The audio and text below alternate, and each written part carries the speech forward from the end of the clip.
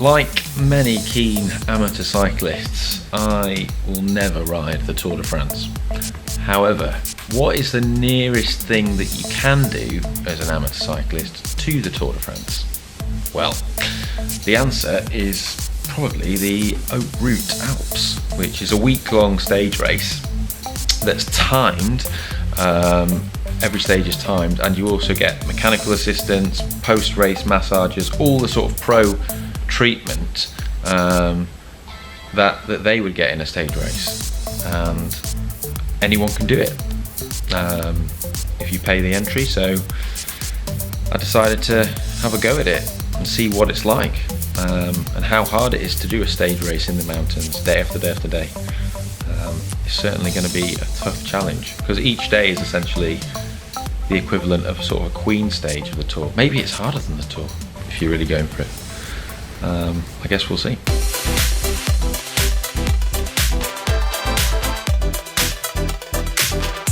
About 7 in the morning, and I'm just here for the start of the first stage of the Haute Alps. We're on the Promenade des Anglais in Nice. There you go.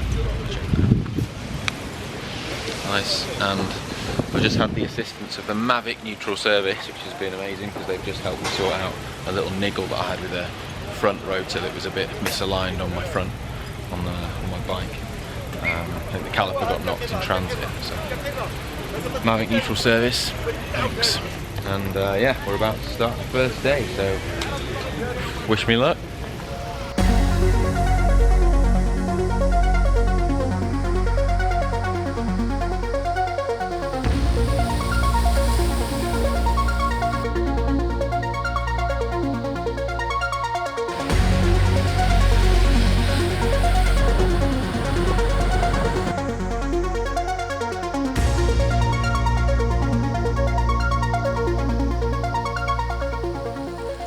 Stage 1 complete. So we started in Nice, and then we headed over a climb that I can't remember the name of, and then we went over the massive Col de Caol, which was like 30 kilometers long. Some guys yeah, the Col de Caol, which was 30 kilometers long, absolute monster, and it was about 30 degrees, and everyone was suffering up there. I felt like I was going backwards, but some people overtook me and I overtook some people, so it wasn't all bad. So it'll be quite interesting to see how they get on the rest of the week. Mettre le maillot, c'est compliqué aussi. Voilà le maillot de leader aux couleurs Loup. Yeah, leg's feeling good actually. I normally go better on the second day, so hopefully, fingers crossed, I'm better today. But yeah, it's a little bit cold right now, but it's all good. I think it's going to get very hot as soon as we start climbing. So, looking forward to it.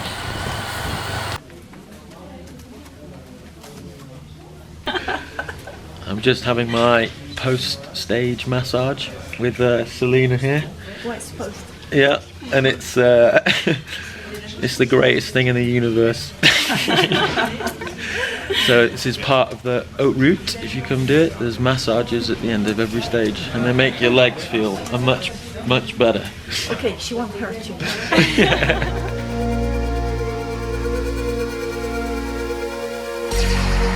Stage 3 of the Haute Route is complete, and it finished in Bourg D'Oisans.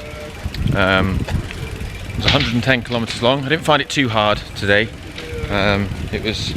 I kind of tried to save a little bit in the tank. I'm an idiot, and I forgot to pack a t-shirt into my change of clothes bag at the summit finish. So that's why I've only got my base there. So it was either this or bare-chested. So count yourselves lucky. But yeah, I'm quickly scarpering back to the hotel now so I can get a t-shirt before too many people see me. There's a child there, traumatised by the sight, clearly. I'm going to run you by what happens when you finish a stage of the Haute Route. So you get to the finish, hopefully you've made the time cut, and you then go and pick up your day bag, which you've packed earlier on. And top tip, put a t-shirt in your day bag. And then you have other stuff in there, like maybe some recovery protein or something. And then you go and you put your bike in a secure bike park, and then you go book a massage, which is great, the greatest part of the day. And you go get your lunch, which is provided by the organisers, and it's normally pretty good. Not that you care after you've ridden 100 million kilometres up a load of mountains. They could serve anything and you'd probably eat it, but it's pretty good. I like it. So yeah, and you do that, and then you go back to your accommodation where you're staying, and you sleep. Well, that's what I do. So yeah, I'm going to do that now. Catch you later. We're in Alpe d'Huez, and it's nice actually because each event has a time trial day, which the organisers call a rest day. Now, if your idea of a rest day is a time trial up a mountain, then yeah, it's a rest day.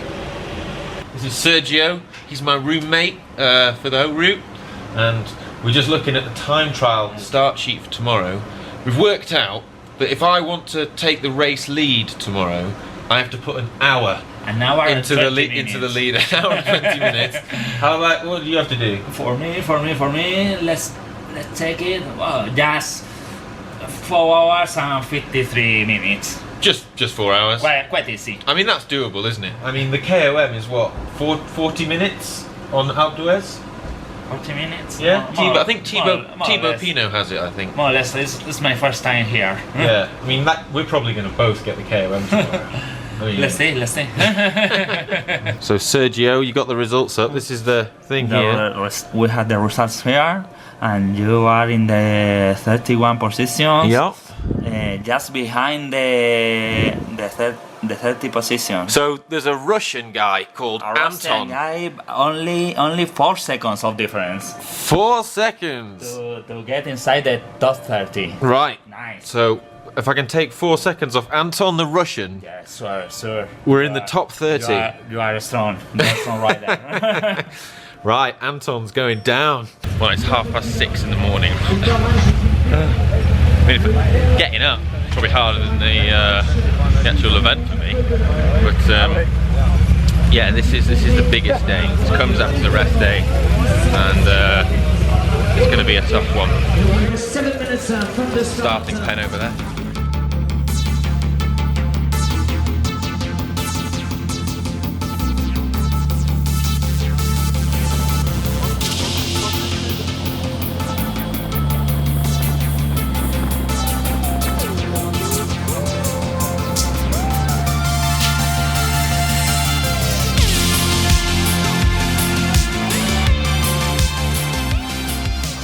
Just done stage 5, and it's the longest stage with the most climbing of this year's event.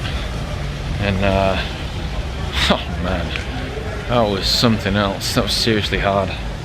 We descended Alpe d'Huez, and then we went up the Glandon, and then the Madeleine, and then finished up a climb called Serre.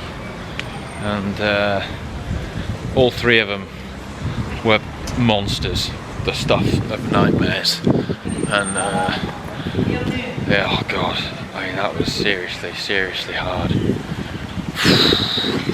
So what kind of rider does this event? Well, I would say there's 2 kinds of riders doing this event. There's some people who are just trying to complete it. They're just trying to get round. Like, there's, you know, and it's a fantastic achievement to ride 900 kilometers in a week with 20,000 plus meters of climbing. I mean, it's nuts. And most people doing the event are simply trying to get round, and there's an amazing sense of camaraderie. And then there's a smaller group of people who are sort of very preoccupied with trying to do it as fast as possible and trying to finish as highly as possible, and there's sort of GC battles going on. Now, I think I'm in between those two camps, and I do want to just complete it, but I do want to do the best I can.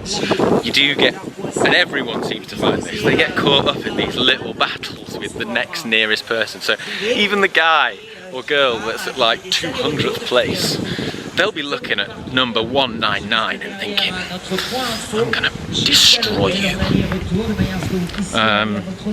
Which is pretty funny. I think it's fatigue, because that's when they say you're cycling Battered, absolutely battered. how hard you're going. Because I know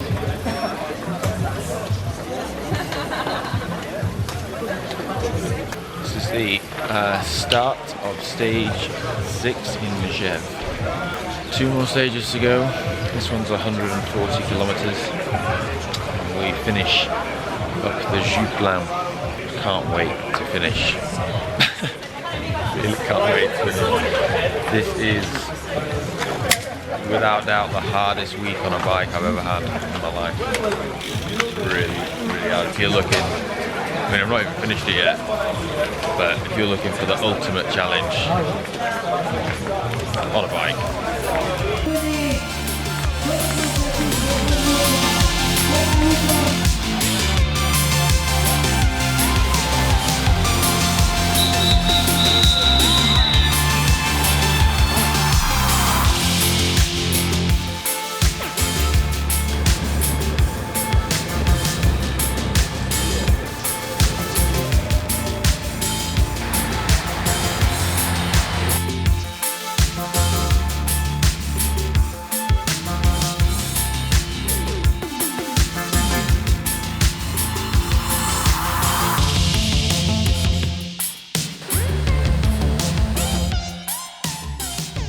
just finished stage 6, and that was really hard.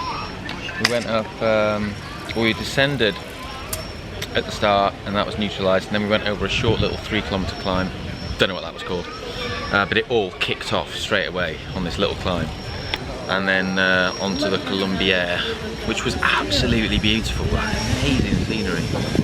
I want to go back to the Colombière and actually enjoy it and take in the scenery more, rather than just chewing my stem like I was today, concentrating on the wheel in front. It was pretty tough going. And then after that we went up the Chevalier, which again, I've never been up the Chevalier, and the views at the top were absolutely stunning, but oh man, the Chevalier is hard. When I finish stage, I have a ritual straight away on the protein. These weigh 20 gels, right? I'm not being paid to say this, okay? These, I just really like these. I want to tell you I like them because I do like them. They're a really convenient way of getting some sort of protein in straight away after a race. Recovery is, I've never taken recovery as seriously as I am doing in this event. As you can imagine, day after day, riding hard, recovery is crucial. And these things, they taste sort of like a bit like a froob, but a protein froob. Oh yeah, I'm gonna have this.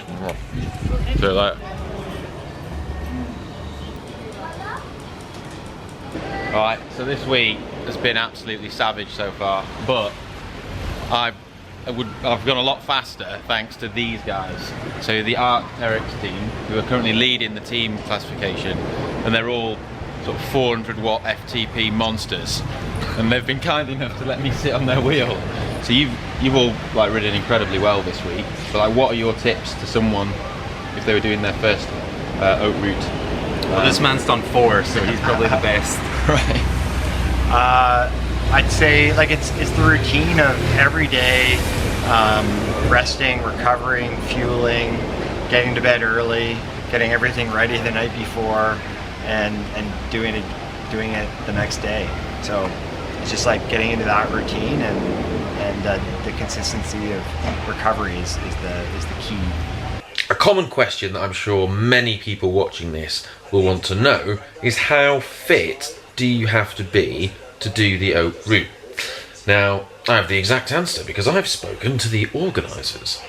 And the answer is you need to be able to ride 15 kilometres an hour average speed each day to make the time cut. That's the intention. Occasionally, if there's horrific weather or unusual circumstances, they will extend this, and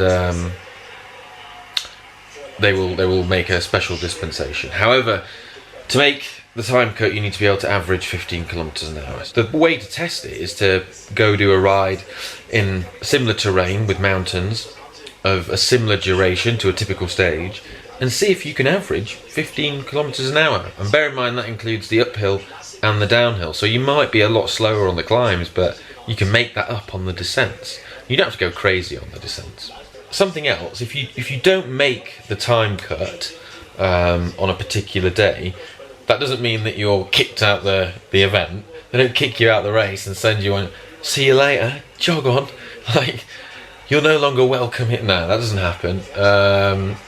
What happens is, it just means you're allowed to start the following day, but it just means that at the end, you don't get the finisher's medal.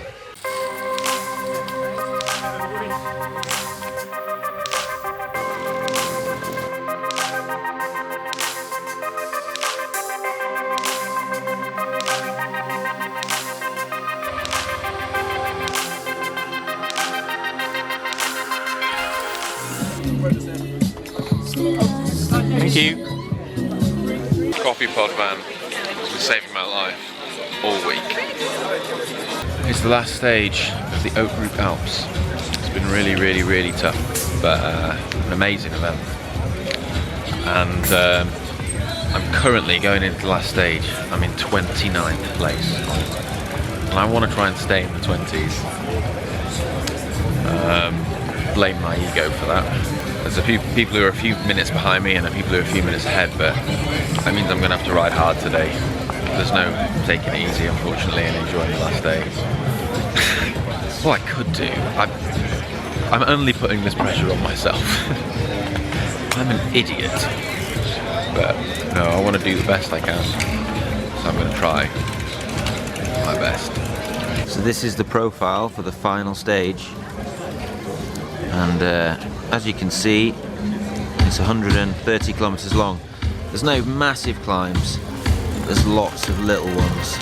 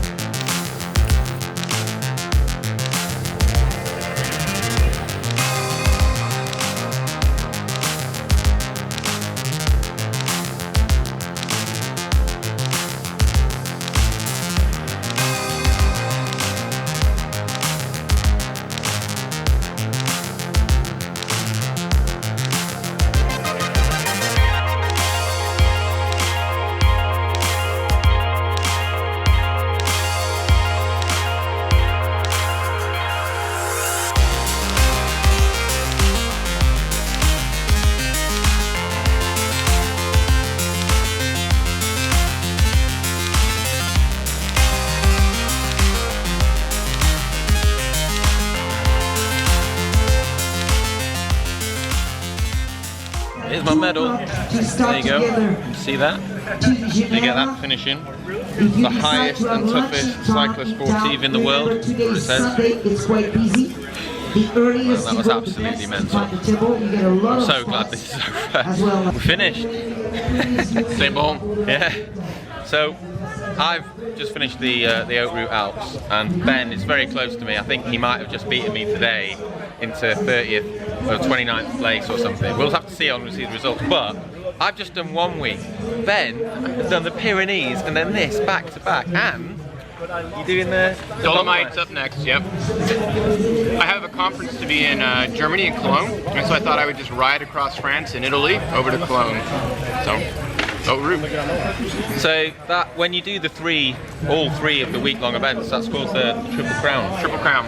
And how many other guys are doing that? They started with 22, and now we're down to, I think, 18. And how are you doing in the Triple Crown competition? After today, I should be almost 2.5 hours up on the second place guy. So you're winning? You're leading? I'm leading, but still got a week to go. Anything can happen, so. Yeah, well. Looking forward to the Dolomites. Phenomenal. So if 1 week's not enough, you can do the Triple Crown event like this crazy guy. I feel like I've earned this right at the end. I'm having an ice cream. Definitely earned about 20 ice creams today. But I'm just gonna have one. Well, I don't know, I might have another one.